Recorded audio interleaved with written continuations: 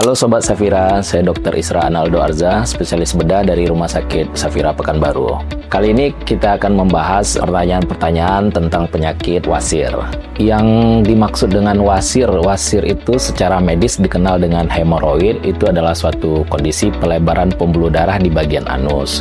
Jadi wasir itu ada dua jenis. Pertama wasir di bagian dalam yaitu hemoroid interna, dan ada juga wasir di bagian luar yaitu hemoroid eksterna. Nah, wasir dan ambeien itu adalah penyakit yang sama. Penanganan untuk seseorang mengalami wasir itu tergantung dari kondisi pasiennya, tergantung dari derajat penyakitnya. Jadi untuk wasir di dalam itu ada hemoroid interna, ada 4 grade. Untuk grade 1 dan grade 2 itu biasanya bisa dilakukan pengobatan konservatif, yaitu tanpa tindakan operasi.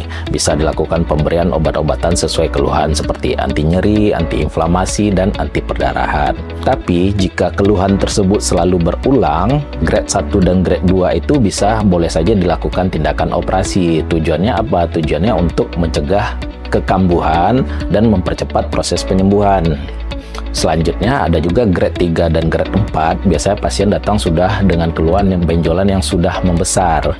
Memang sebaiknya dianjurkan untuk dilakukan tindakan operasi.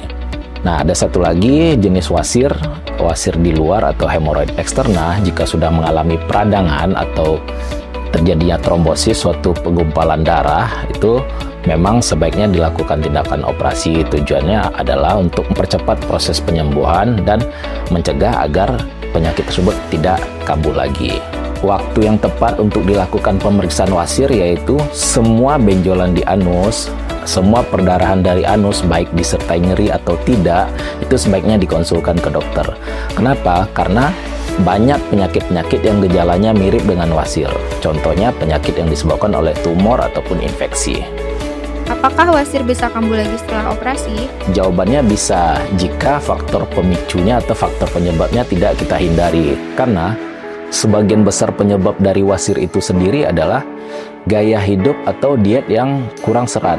Makanan-makanan yang bisa memicu terjadinya wasir itu secara umum adalah makanan-makanan yang rendah serat. Contohnya apa? Produk-produk dari olahan susu.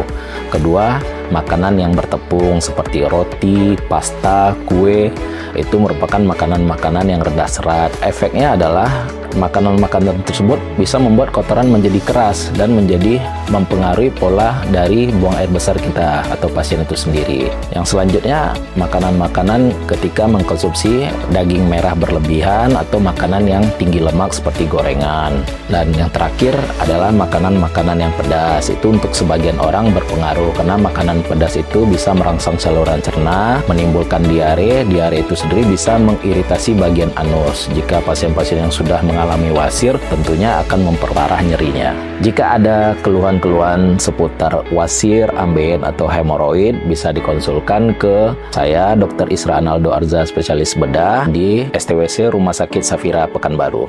Semoga bermanfaat.